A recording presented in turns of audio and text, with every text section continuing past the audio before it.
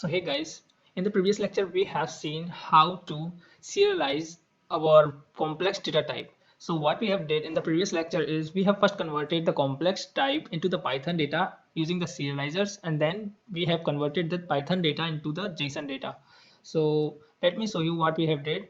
So firstly, we have our complex data like model and we have serialized that into the Python native data type, and then we have rendered that Python native data type into the JSON data using the JSON renderer. And now today we will learn how to deserialize the JSON data. Like we have the JSON data, first we will pass the data and convert that JSON data into the Python native data type, and then we will deserialize that Python data type into the complex data type using again the serializer.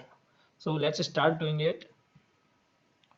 So we have our same project that we have in our previous lecture or tutorial. So in the views.py, I have created the student details.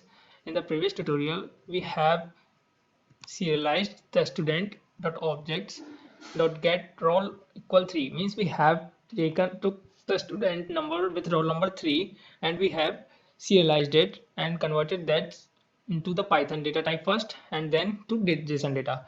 Now today we will deserialize. So for it we will create a function student create. So why we are creating this student create?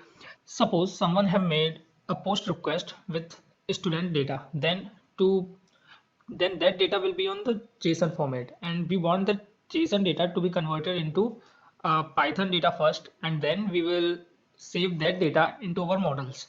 So for it, we have to serialize the JSON data. So first, what we will do for serialize? So first we will convert the JSON data into our Python data, and then that Python data can be deserialized into our models.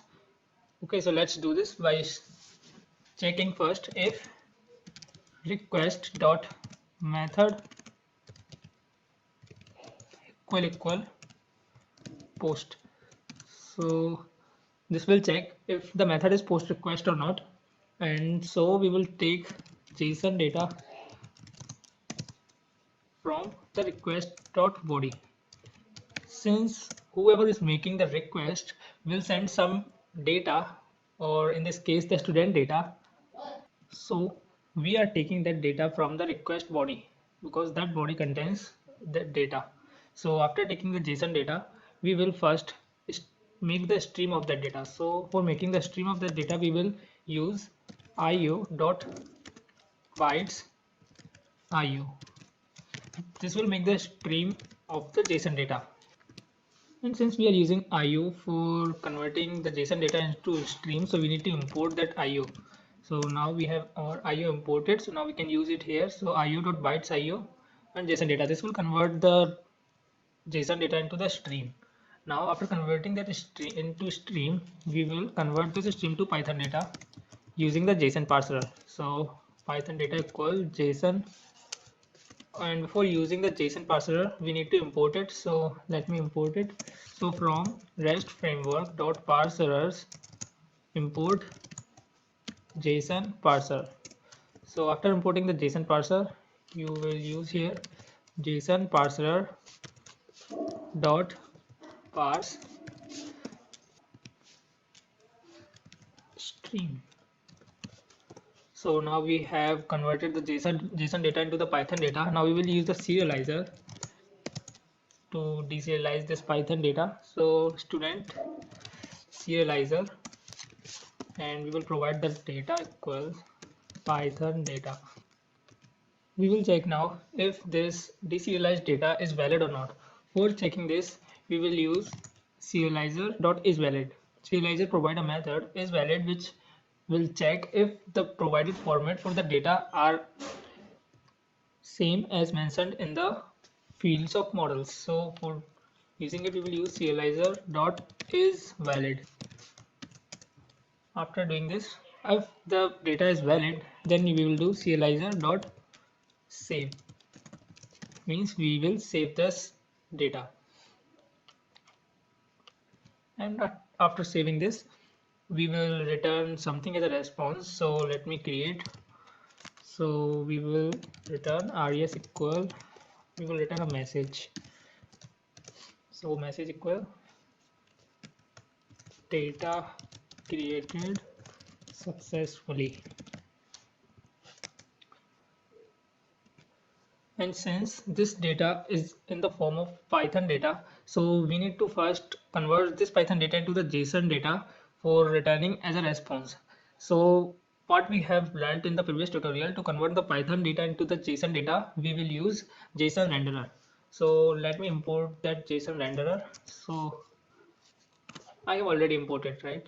So REST framework.render import JSON renderer. So we will use it here. So JSON data equal JSON renderer dot render res. So this will convert this Python data into the JSON data, and then we will return HTTP response JSON data, comma, we will specify what type of content it is. So content type is equal application slash JSON. So this will tell the HTTP response method that it is the JSON data. So we have almost done our work. Now since we have created our views, now we have to specify in our urls.py a path.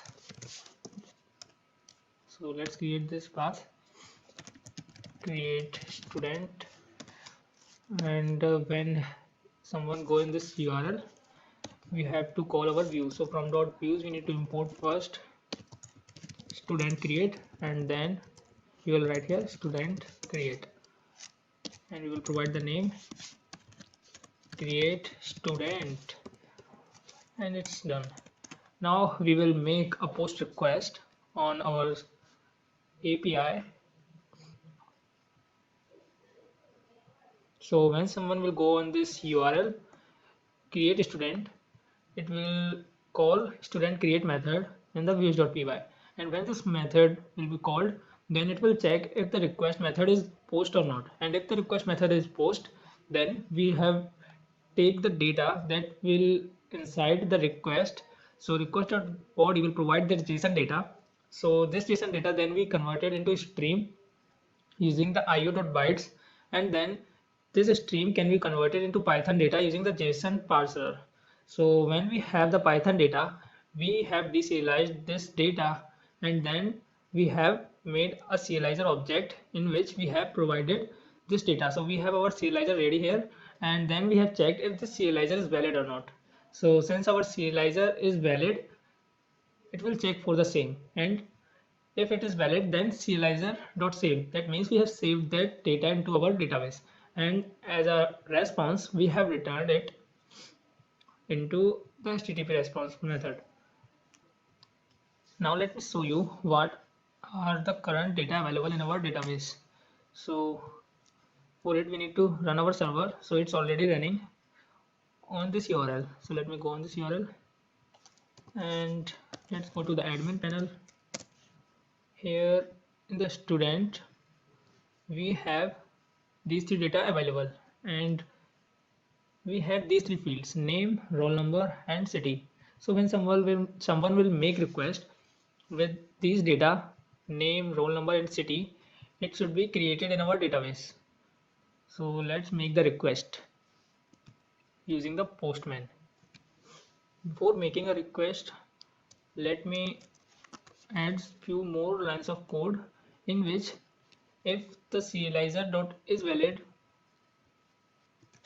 in which we specify what happens when serializer dot is valid will not run. I mean when the serializer dot is valid is false. So let me write the else part here. Return HTTP response JSON renderer dot render serializer dot errors. Whatever the error is will get first converted to the JSON data, and then it will be returned as a JSON data. So content type is equal application slash JSON.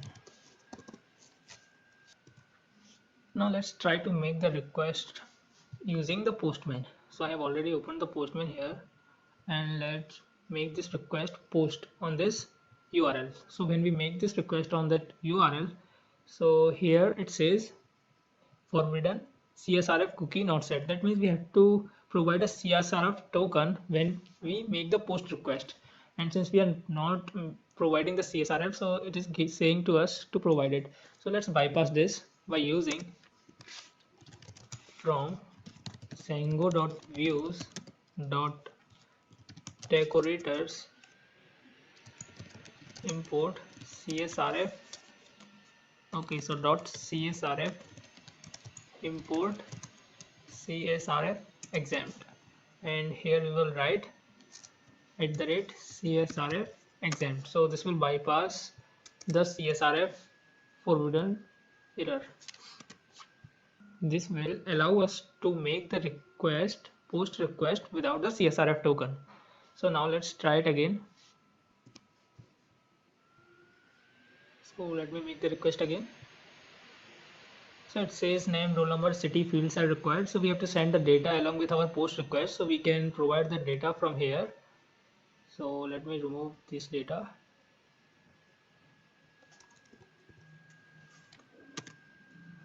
So here you will write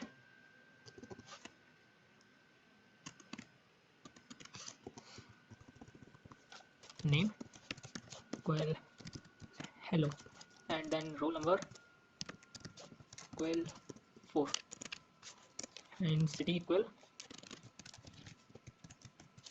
$. Now let's try to make this request again. So now it says message. It will returning us a message that we have written here that data has created successfully. So data created successfully. Now let's check in our database if this data has been created or not.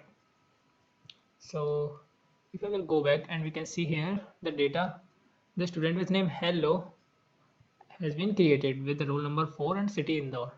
Okay, so today we have learned how to deserialize the JSON data into our complex data, and we have saved that data into our models. So thanks for watching this tutorial.